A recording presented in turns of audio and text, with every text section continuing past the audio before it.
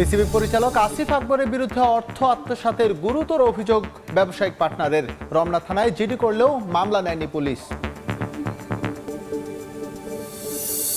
PSL এ লাহোর কালান্দার্সের সঙ্গে অনুশীলন মোস্তাফিজ ও পারভেজ ইমনের। উদ্বোধনী ম্যাচে কাল হায়দ্রাবাদ কিংসম্যানের মুখোমুখি হবে বর্তমান চ্যাম্পিয়নরা। আন্তর্জাতিক ফিফা ফ্রেন্ডলিতে কাল বাংলাদেশের প্রতিপক্ষ শক্তিশালী ভিয়েতনাম। হামজার খেলা নিয়ে ধোঁয়াশা, প্রতিপক্ষের সঙ্গে চোখে চোখ রেখে লড়াইয়ের প্রত্যয়।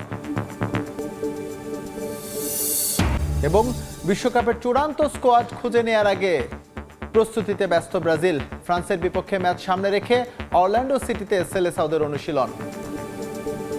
পাকিস্তান সুপার লিগ পিএসএল এ খেলতে লাহোরে পৌঁছে গেছেন বাংলাদেশি 6 ক্রিকেটার। নিজ নিজ ফ্র্যাঞ্চাইজ ডেরায় চলে গেছেন তারা। রাওয়ালপিন্ডির নতুন ফ্র্যাঞ্চাইজিতে এবার যোগ দিয়েছেন রিশাদ হোসেন। লাহোর পৌঁছেই তাকে ফুলেল সংবর্ধনা দেওয়া হয় ফ্র্যাঞ্চাইজির পক্ষ থেকে। এদিকে একদিন আগে পাকিস্তান পৌঁছে যাওয়ায় টিমের সঙ্গে অনুশীলন করেছেন মোস্তাফিজ এবং পারভেজ ইমন। উদ্বোধনী দিনে হায়দ্রাবাদ কিংসম্যানের বিপক্ষে মাঠে নামবে তাদের লাহোর কালান্দার্স। পশ্চিম এশিয়ার যুদ্ধের প্রভাব দক্ষিণ এশিয়ার ক্রিকেট মাঠে পড়বে সেটা অনুমিতই ছিল। পিএসএল এবং আইপিএল এর ক্ষেত্রে হয়েছেও তা। ইন্ডিয়ান প্রিমিয়ার লিগে এখন পর্যন্ত সরাসরি কোনো প্রভাব দেখা না গেলেও খরচ কমানোর অজুহাতে ইতোমধ্যে রং হারিয়েছে পাকিস্তান সুপার লিগ। কিন্তু এরপরও বিদেশি ক্রিকেটারদের কাছে পিএসএল এর আবেদন কমেনি এতটুকু। ইতোমধ্যে পাকিস্তান পৌঁছে গেছেন বাংলাদেশের 6 ক্রিকেটার মুস্তাফিজ, ইমন, শরীফুল, নাহিদ রানা, তানজিদ তামিম এবং রিশাদ হোসেন। একদিন আগে লাহোর পৌঁছে বেশ উষ্ণ সংবর্ধনা পেয়েছিলেন ডিফেন্ডিং চ্যাম্পিয়ন কালান্দার্সের 2 টাইগার রিক্রুট ফিজ এবং ইমন। দলের সঙ্গে একটা অনুশীলন সেশনও করেছেন তারা। সেখানে দীর্ঘক্ষণ ব্যাটিং বোলিং করতে দেখা গেছে ফিজ এবং ইমনকে। আসরের উদ্বোধনী ম্যাচে নতুন ফ্র্যাঞ্চাইজি হায়দ্রাবাদ কিংসম্যানের মুখোমুখি হবে লাহোর। সেখানে টিম কম্বিনেশনের কারণে ইমনের খেলা নিয়ে সংশয় থাকলেও মোস্তাফিজ যে থাকছেন তা অনেকটাই নিশ্চিত। এদিকে ফিজদের সঙ্গে একই ফ্লাইটে লাহোর আসেন নাহিদ রানা এবং শরীফুল। আর একদিন পর এসেছেন তানজিদ হাসান তামিম। তারা তিনজনই খেলবেন বাবর আজমের দল পেশোয়ার জালমিতে। টিম হোটেলে পৌঁছানোর পর ক্রিকেটারদের বরণ করে নেয় ফ্র্যাঞ্চাইজি কর্তৃপক্ষ। তবে প্রথম দিনের অনুশীলন সেশনে দেখা যায়নি তাদের। ভিসা জটিলতা কাটিয়ে দুবাই ট্রানজিটের পর আজ ভোরে লাহোর পৌঁছান আরেক বাংলাদেশি সেন্সেশন রিশাদ হোসেন। শেষ মৌসুমে লাহোর কালান্দার্সের হয়ে খেললেও এবার রিশাদকে নিলাম থেকে দলে টেনেছে নতুন ফ্র্যাঞ্চাইজি রাওয়ালপিন্ডি। টিম হোটেলে এই লেগ স্পিনারকে ফুলেল সংবর্ধনা দিয়েছে ফ্র্যাঞ্চাইজি কর্তৃপক্ষ।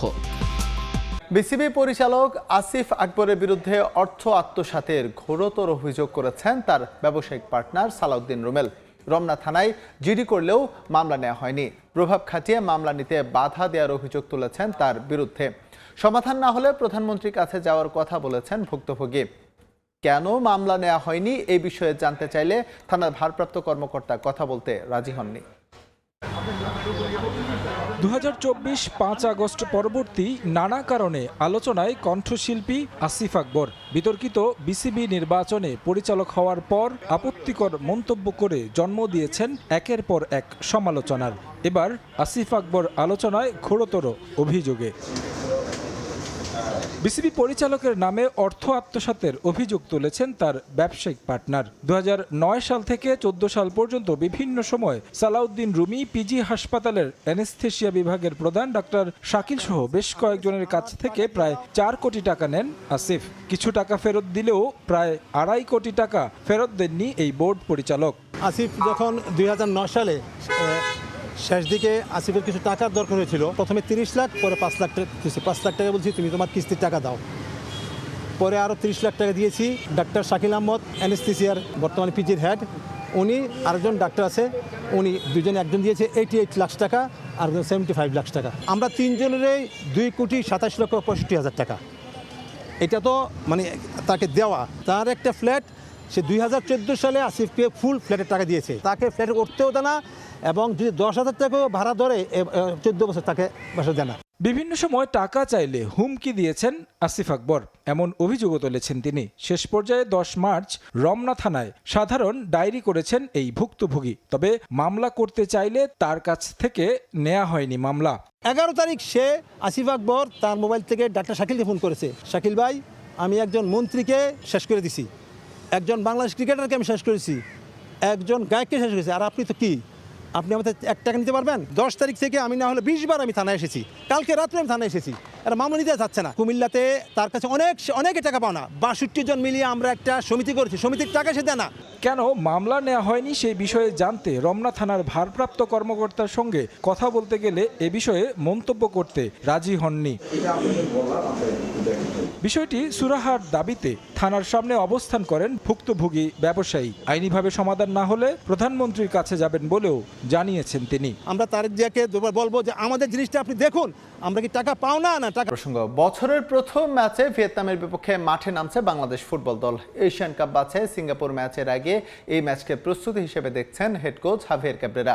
শুরুর একাদশে হামজা খেলবেন কিনা তা নিয়েও ধোঁয়াশা রেখেছেন লাল সবুজ হেড কোচ। শক্তিশালী ভিয়েতনামের বিপক্ষে চোখে চোখ রেখে লড়াইয়ের প্রত্যয় অধিনায়ক জামাল ভুঁইয়ার। আর বাংলাদেশিকে কঠিন প্রতিপক্ষ বলছেন ভিয়েতনাম কোচ। 4 মাসের বেশি সময় পর মাঠে ফিরতে যাচ্ছে বাংলাদেশ ফুটবল দল। বছরের প্রথম ম্যাচে লাল সবুজদের প্রতিপক্ষ ভিয়েতনাম। সিঙ্গাপুরের বিপক্ষে এশিয়ান কাপ বাছাইয়ের আগে প্রস্তুতি স্বার্থে র্যাঙ্কিংয়ে 72 ধাপ এগিয়ে থাকা দলের সঙ্গে নিজেদের ঝালিয়ে নিবে জামালরা। তবে প্রতিপক্ষ যেই হোক না কেন, বাংলাদেশের ম্যাচের আগে সব ফোকাসই থাকে হামজা চৌধুরীকে ঘিরে। লেস্টার সিটি তারকা ভিয়েতনামে পৌঁছে দলের সঙ্গে করেছেন প্রথম অনুশীলন। ভিয়েতনাম ম্যাচের আগে টিমের সঙ্গে মানিয়ে নিতে এই একটা সেশনই পাচ্ছেন হামজা। তাতে খুব একটা অসুবিধা হওয়ার কথা নয় লাল সবুজ সুপারস্টারের। এই ম্যাচের আগে ভিয়েতনাম কোচের পুরো পরিকল্পনা হামজাকে ঘিরে। মাঠে যে করেই হোক আটকাতে হবে লেস্টার তারকাকে। অবশ্য হামজাকে নিয়ে ভিন্ন ভাবনা লাল সবুজ কোচ হাভিয়ার ক্যাব্রেরার। হামজা দলের সঙ্গে যুক্ত হয়ে মাত্র একটি অনুশীলন করেছে। সুস্থ থাকলেও তাকে নিয়ে তাড়াহুড়া করতে চাই না। শারীরিক অবস্থা পর্যবেক্ষণ করে তাকে খেলানোর ব্যাপারে চূড়ান্ত সিদ্ধান্ত নেব। আমরা এখানে এসেছি সিঙ্গাপুরের বিপক্ষে প্রস্তুতি স্বার্থে। সেরা প্রস্তুতি নিয়েই এশিয়ান কাপ বাছাইয়ে যেতে চাই। গেল 1 বছরে দলে অনেক পরিবর্তন হয়েছে। আমরা এখন এশিয়ার শক্তিশালী প্রতিপক্ষের বিপক্ষে লড়তে জানি। ভিয়েতনামের বিপক্ষে কঠিন ম্যাচ হতে যাচ্ছে, তবে আমরা আমাদের সেরাটা দেব। হামজা চৌধুরী ইংলিশ লিগে খেলে। সে দুর্দান্ত ফুটবলার। তার খেলার ভিডিও আমরা সংগ্রহ করেছি। তাকে আটকিয়ে রাখার চেষ্টা করব। শক্তিমত্তায় পিছিয়ে থাকলেও এই ম্যাচের আগে আত্মবিশ্বাসী বাংলাদেশের ফুটবলাররা। জয় দিয়ে বছরটা শুরু করতে চায় ক্যাব্রেরা বাহিনী। হামজা সমিতদের নিয়ে গড়া বাংলাদেশ দলকে শক্তিশালী বলছেন ভিয়েতনাম কোচ। এদিকে বাংলাদেশের মতো এই ম্যাচের আগে ভিয়েতনামে যুক্ত হচ্ছে বেশ কজন প্রবাসী ফুটবলার। ভিয়েতনাম লিগ খেলতে এসে সেদেশে থিতু হয়েছেন ব্রাজিলের ডো হুয়াংহেন। বাংলাদেশের বিপক্ষে অভিষেক হতে পারে তার। আর স্বাগতিক ভিয়েতনামকে দক্ষিণ পূর্ব এশিয়ার সবচেয়ে শক্তিশালী প্রতিপক্ষ বলছেন হাভিয়ার ক্যাব্রেরা। পিএসএল এ লাহোরের সঙ্গে অনুশীলনে যোগ দিয়েছেন মোস্তাফিজ ও পারভেজ ইমন।